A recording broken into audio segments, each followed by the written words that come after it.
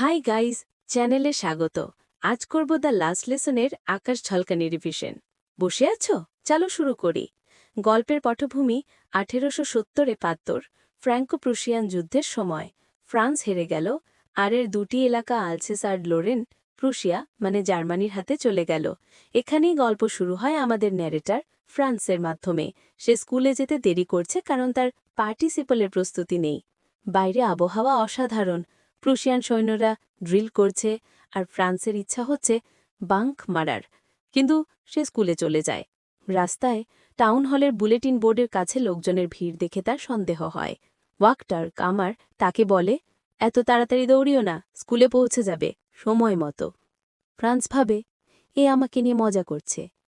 স্কুলে পৌঁছেই ফ্রান্সের প্রথম শক লাগে।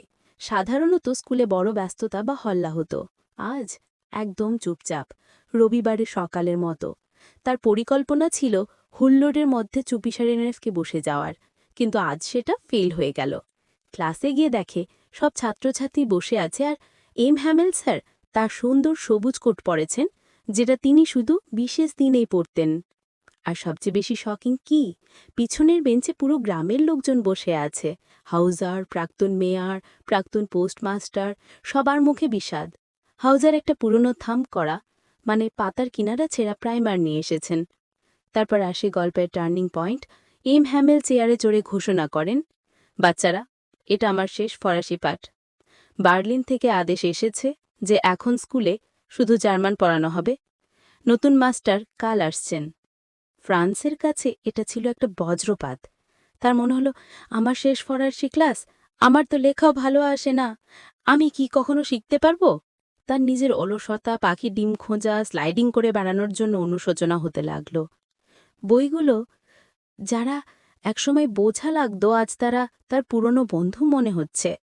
তার বুঝতে বাকি রইল না কেন হ্যামেল বিশেষ পোশাক পরেছেন।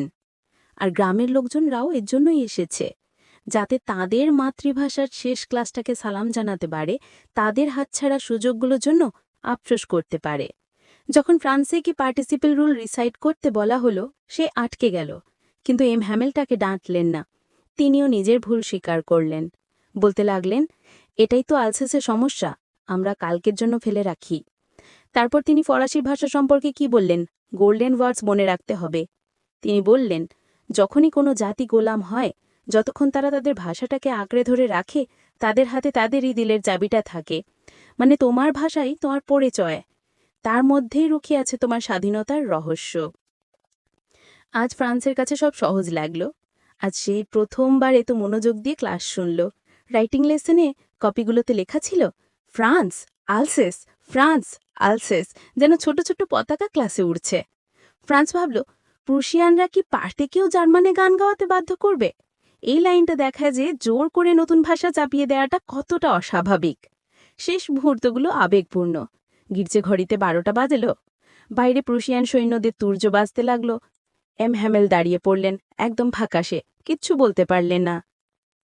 তারপর তিনি ব্ল্যাকবোর্ডের দিকে ফিরলেন, একটা চক নিলেন, আর যত বড় করে লিখতে পারলেন লিখলেন, ভিভ লা ফ্রান্স, মানে লং লিভ ফ্রান্স। তারপর কিছু না বলে হাতের ইশারায় বললেন, স্কুল ডিসমিসড, তোমরা যেতে পারো। ক্লাস শেষ, দেশের একটা অংশ শেষ, তো দ্রুত রিভাইজ করতে। 1. থিম, মাতৃভাষার গুরুত্ব, পরিচয়ের সাথে তার সংযোগ। 2. ফ্রান্সের রূপান্তর, উদাসীন ছাত্র থেকে উদ্বেলী শিক্ষুরুতে। 3. হ্যামেল স্যার, কড়া শিক্ষক যিনি শেষ দিন পর্যন্ত নিবেদিত থাকেন। 4. প্রতীক, সবুজ কোট, নতুন কপি, ভিভ লা ফ্রান্স, সবই নিষ্ঠা আর দেশপ্রেমের প্রতীক। 5.